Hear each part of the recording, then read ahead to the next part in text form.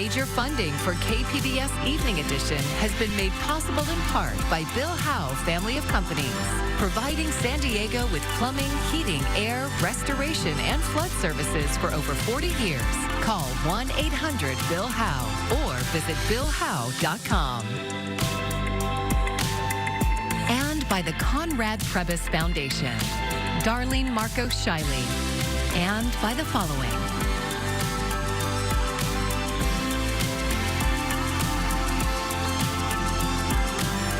And by viewers like you. Thank you.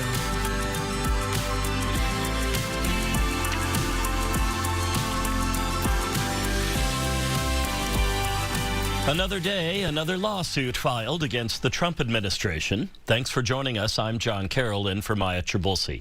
California Attorney General Rob Bonta announced the latest suit today over what he's calling an effort to defund Planned Parenthood. KPBS reporter Katie Anastas has the details. President Trump's tax bill instructed the federal government to stop all Medicaid reimbursements for large nonprofits that include abortion among their services.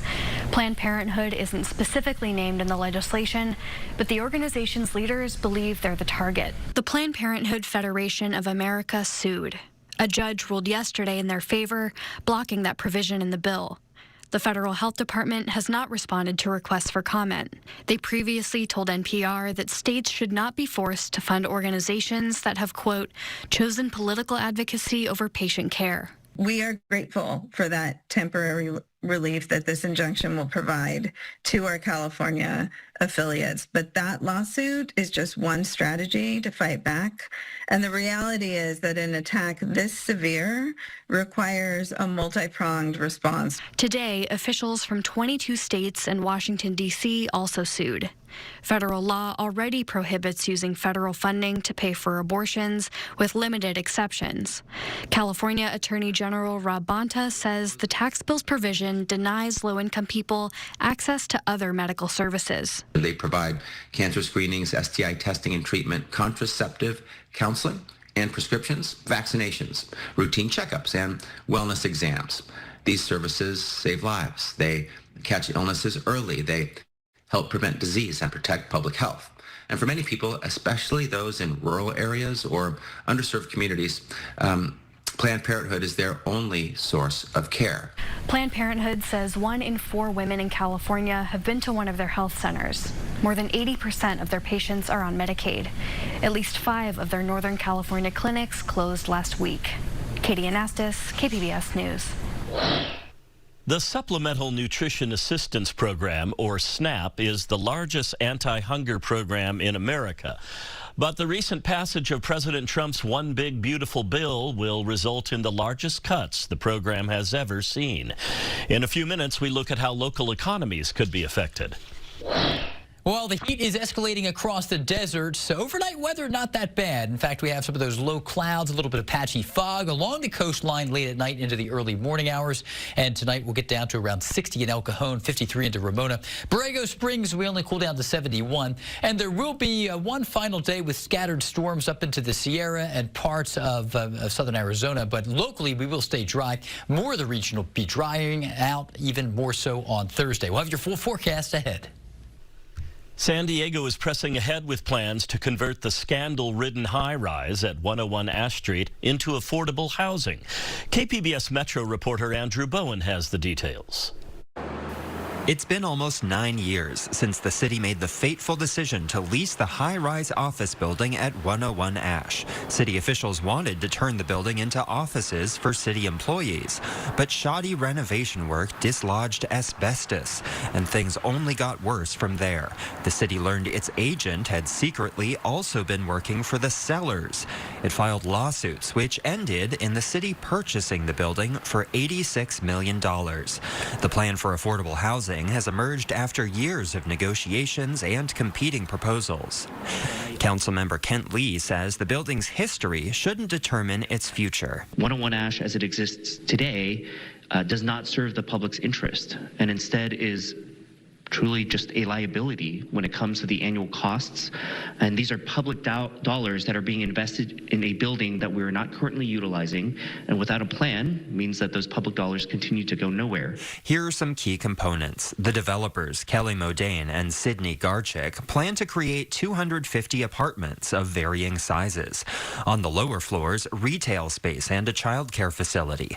The developers are accepting all responsibility for the renovation work, and there's no direct cash subsidy from city taxpayers. Councilmember Stephen Whitburn says the project would build on downtown's transformation into a more complete and livable neighborhood. We are seeing more housing, we're seeing more parks, we're seeing more amenities for families, and better connections to transit and jobs. This project builds on that momentum by transforming an empty office building into truly affordable homes for hundreds of San Diego families, some units having 3 bedrooms. The project's total development cost $267.6 million. Just under half that amount would be funded by tax credits for affordable housing and historic preservation. Less than a third would be funded via deferred payments to the developer and the city. The developer is also counting on a long-term loan and has 2 years to complete the financing. The city's independent budget analyst found the deal will bring in more revenue for the city in the long term compared to the alternative, a straight-up sale of the building. That would get the city more cash up front, but less in the long run. Andrew Bowen, KPBS News. Meanwhile, city leaders are celebrating the opening of a new battery storage facility today. It's located right off South 27th and Main Street in Barrio Logan. Arrivan Energy is the company behind the development. It says it's expected to be the largest battery storage project in San Diego. But some residents have concerns over the potential fire threat facilities like these pose. Our media partner, KGTV, was at a news conference where Arrivan addressed those concerns. The technology has advanced pretty dramatically. I mean, some of the facilities that have had some issues were built, 5, 6, 7 years ago.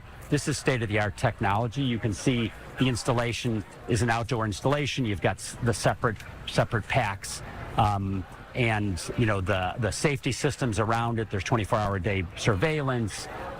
Safety systems within each pack. Arrivan also released a statement saying it's operated without any safety incidents like a fire, and they use the most modern tech available. A new analysis by Voice of San Diego and KPBS finds housing construction is on the rise, but construction of new homes is not being distributed equally across San Diego County cities. As part of our Public Matters partnership, we bring you this story from Voice of San Diego reporter Will Huntsberry. San Diego feels like it's buckling under the weight of its housing crisis. Supply doesn't meet demand, which drives up prices, which makes it feel impossible to find or afford a home. A new analysis by Voice of San Diego and KPBS looked at where exactly housing is being built. The supply of new homes, it turns out, varies widely from city to city. From a pure volume standpoint, San Diego, the largest city, builds the most homes. But we crunched the numbers on a per capita basis from 2018 to 2024. We found El Cajon permitted the least, just under 10 homes per 1,000 residents. It's just a matter of space. We're like Tokyo. There's no space left. There's no place to build. Bill Wells, El Cajon's mayor, says the reason is there isn't enough vacant land. He says he's not hostile to development. You bring me somebody who wants to tear down an old strip mall and build a nice condo project, and we'll treat them really well. But Wells also criticized the state's housing laws, which try to encourage denser housing in urban cores and take zoning power away from cities. He says the residents of El Cajon don't want massively increased density. In all of San Diego, one city built much more than the others. That was Chula Vista. It built 38 homes per 1,000 residents. Chula Vista has built more homes per person than any other city in the county for a reason. And that's because it's the only place left with open space. Out here in the southeastern corner of the city, developers have built a ton of new homes. Chula Vista also permitted a lot of different types of housing. Roughly 56% were new apartment buildings with 5 or more units.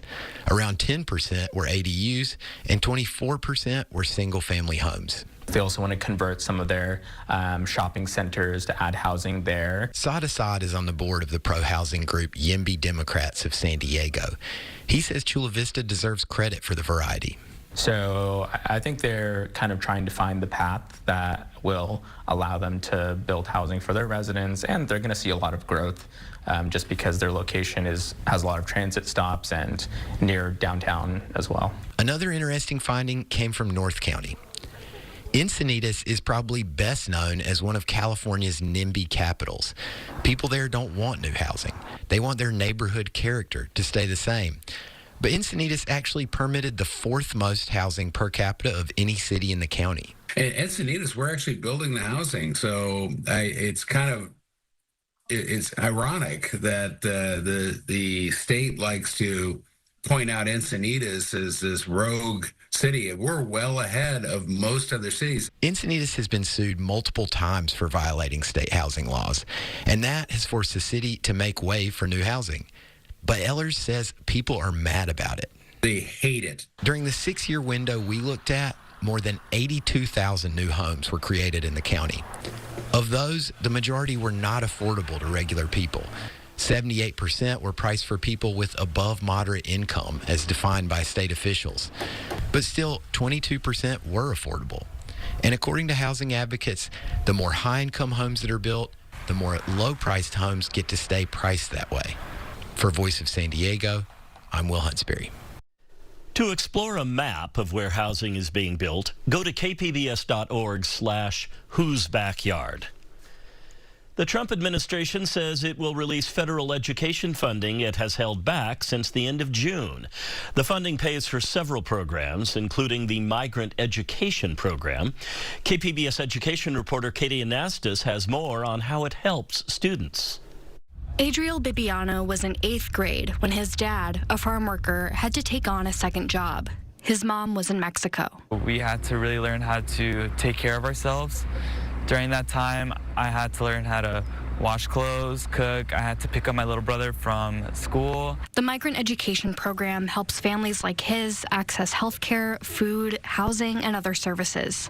On a recent morning at a North County middle school, a mobile clinic provided dental care. The program also offers academic support. They provided us with opportunities such as learning about math, reading. They gave us tutoring when we struggled because my parents didn't have the opportunity to learn English or even go to school. The federal program dates back to the 1960s, and California's migrant education program is the largest in the country. 1 in 3 migrant students in the U.S. live in California. Their parents work in the agriculture, dairy, fishing, and lumber industries and move to find seasonal jobs. Elisa Ayala directs the Migrant Education Program at the San Diego County Office of Education. She says frequent movement can disrupt kids' education and health care. And without the after-school programs that we provide, without the access to mental health or facilitating some of these health services, what I envision in my mind are children sitting at school who are really not doing well and not thriving and therefore not learning. And I think that's absolutely heartbreaking. Last month, the Trump administration said it was waiting to disperse migrant education funds until further review. On Friday, the Department of Education told NPR that it would release the funds to states this week. The San Diego County Office of Education is waiting on more than $5 million in migrant education funding. While I definitely count on my superintendent and our board to keep going what they can, it's not going to be possible without having these funds released. And we don't want to see our children, hungry or tired or exhausted or not learning. Bibiano is headed to Stanford University this fall, where he plans to study economics and international relations. He credits the Migrant Education Program for keeping him on a path to success. Children without their parents can be very unpredictable. It can really change the track of where they go in life. Luckily for me, the Migrant Education Program was one that guided me down a really good path. He says he hopes his story is an inspiration for his younger brother and the thousands of other students whose parents are in the fields. Katie Anastas, KPBS News. Federal funding cuts spurred by President Trump's One Big Beautiful Bill will result in the largest cuts to SNAP in the program's history. Ivan Rodriguez explains how these cuts could impact families and local grocery stores. For the last 86 years, SNAP has helped millions of low-income families buy nutritious food. It fills a crucial food gap for the most vulnerable people in our country. James Ziliak is the director of the Center for Poverty Research. He says SNAP has served as an economic driver for local grocery stores and communities. In 2023, SNAP accounted for $124 billion in sales at 262,000 retailers, half of which were at superstores such as Walmart, while a quarter went to supermarkets. If recipients no longer have access to SNAP, it could lead to an economic hit for some communities. That's going to reduce spending at those local stores and therefore could create some economic hardship and even in the most extreme case, potential closures of those markets. House Republicans say the new law will restore integrity to the program and benefit grocers by pushing more people to work. New work requirements expand to parents with children older than 13 and people ages 55 to 64. But studies show work requirements for SNAP do not increase employment. People don't jump into the labor force in big droves when they get confronted with work requirements. But what they do tend to do is drop out of the program altogether. They're going to become more reliant on food pantries or churches or other charitable organizations to provide assistance. I'm Ivan Rodriguez reporting. Financial scams targeting seniors in San Diego County are getting more sophisticated and more expensive. KPBS health reporter Heidi DeMarco has the latest numbers and what's being done to fight back. In just the first half of 2025, 747 older adults in San Diego County have fallen victim to scams, losing nearly $70 million. We've seen an uptake every single year, and the amount of money that these scams involved is considerable. Jennifer Sauvé oversees San Diego County's Elder Justice Task Force, which is a group that combines adult protective services workers, members of the district attorney's office, and the FBI to address scams and financial abuse cases against older adults in our community. She says the top scams include romance schemes and bogus investment offers. Our number one scam is bank-involved scams, where they're connecting the individual through the computer saying, your bank account has been compromised. I need to access your bank account right now and let me get into it. She says many victims never recover financially. Once this abuse happens, oftentimes they are in financial despair. Many have either lost all of their life savings, some have lost their homes. To help fight back, the task force launched Operation Counterstrike in 2024 to recover stolen funds. Since 2024, we've recovered over $9 million for our victims. County officials urge older adults to stay vigilant and verify before you click, send, or share any personal information. And if you or a loved one has been a victim of fraud, call the Adult Protective Services hotline at 1-800-339-4661. Heidi DeMarco, KPBS News. If you were on the fence about adopting a new pet, this might help tip the scales. San Diego Humane Society announced today it will cut adoption fees in half during the month of August, and all fees will be waived on August 23rd. It's part of its Clear the Shelters campaign. The Humane Society has 900 pets ready for immediate adoption. They are open for walk-in adoptions Tuesday through Sunday, and we'll have more on the situation there at the Humane Society later this week.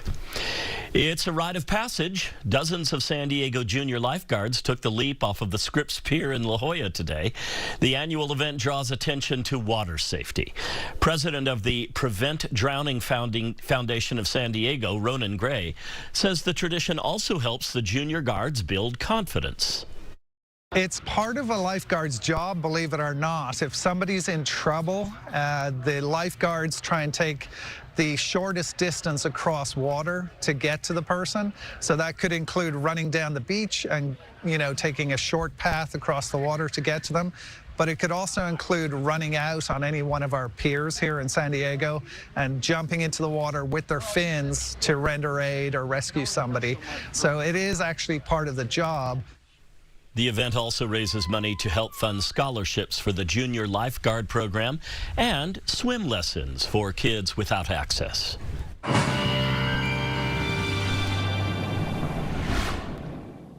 Late summer weather is here across Southern California. There's a huge contrast, as we often see this time of the year, from the coast to those inland steamy deserts. Desert heat is certainly here. Triple-digit heat, plus 5, 6, 7 degrees. Some of us 107 to 110, 112 in some of the hottest of locations. Fire danger is always a concern here when we get into the dry season. The winds are not terribly strong. This is not like an October wind event, but just because of the persistent dryness, any afternoon breeze could fan flames. So just be careful out there. We do have patchy morning fog and that daily rhythm of coastal clouds early on, giving way to more sunshine. And tonight we're going to do that again near the coast with a low of 64 degrees. Clouds increase, and then we'll see a lot of sunshine through the afternoon. We're pretty far from any actual rain. Showers and storms will be on the map here to the monsoon regions, parts of Arizona, New Mexico, Colorado, up into the Sierra, way to our north. But locally, we expect to have a little more heat out there. 109 in Borrego Springs. It'll be a hot one in Ramona at 94. Mount Laguna, a little more relief up there with some extra elevation under your feet at 76 degrees for our Wednesday afternoon. And for the coast, we're around the mid-70s. San Diego up at the Oceanside, places like Solano Beach looking great. Chula Vista 76. More of the far southwestern U.S. is going to be drier on Thursday, so even the Sierra showers and thunderstorms should be gone by then, and the monsoon moisture a little more restrictive far to our east. So as we look at the coast forecast here, mid-70s pretty consistently, maybe a smidge warmer into Saturday and Sunday, mid to upper 70s for the weekend with the morning clouds. Lots of afternoon sunshine. Inland areas here, we're getting pretty steamy. Temperatures rising slowly through the mid-80s, upper 80s most afternoons, including on Wednesday and then again on Saturday, for example. Into the mountains, we have a little more relief here, and you can see we're going to be dealing with readings in the 70s, a little warmer into Sunday with a good deal of sunshine. And in the deserts, this is where we're struggling a bit to find anything comfortable. Temperatures between 108 and 113. Very hot, hazy sunshine, a little bit of a breeze, but make sure if you're doing anything in any of these hot locations, take plenty of water and make sure you have enough water to keep everybody hydrated when you're out and about. For AccuWeather, I'm Jeff Cornish for KPBS News. Comic-Con may be over, but there's still something cartoonish going on in the Gaslamp Quarter. Today's cartoons are typically made using digital technology, but in years past, it was a painstaking process of painting individual pictures on celluloid panels. I visited an exhibit that takes you back in time when cartoons were made entirely by hand.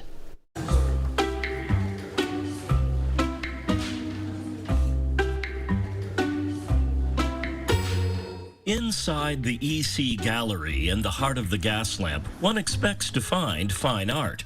But when this art was created, it was never meant to be seen like this. And I had no idea the magnitude of what we're going to be able to see here. Ruth Ann Thorne owns EC Gallery. She's been an art dealer for 30 years. She says she'd been thinking about having a display that would tell the history of animation.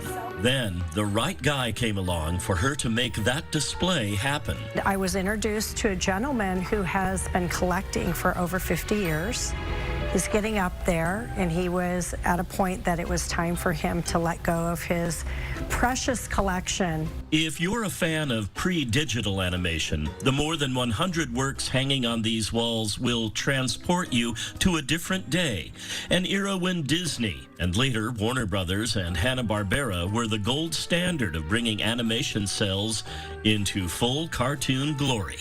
I didn't expect how it would flood my emotions, because it takes you back to a time that was a little bit simpler. These were the things that took us away. that made us laugh. Looking at these little moments frozen in time, the laughs echo across the years.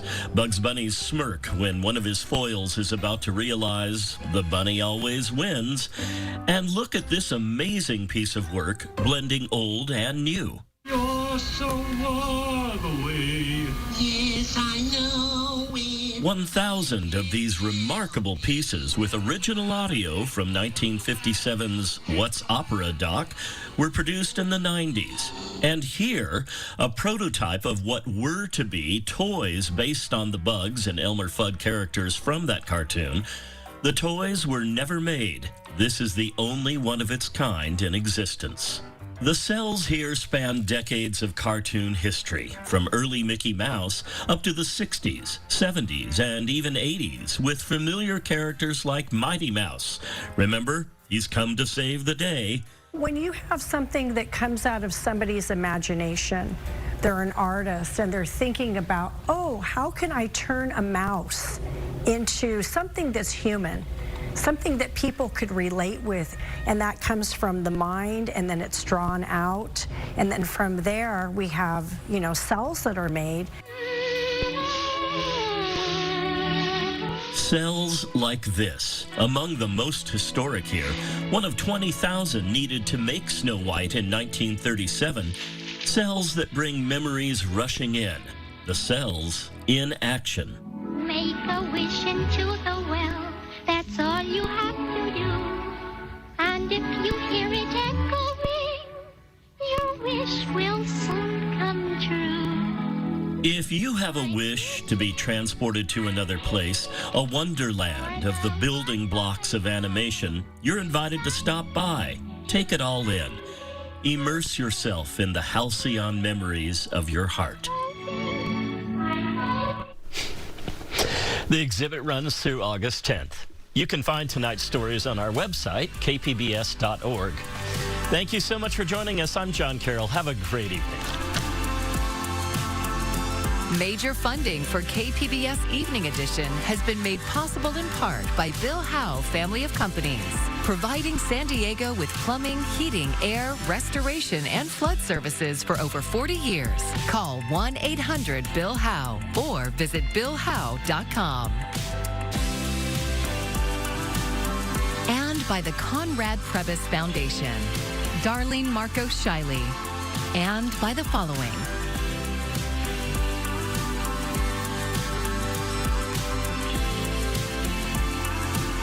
And by viewers like you. Thank you.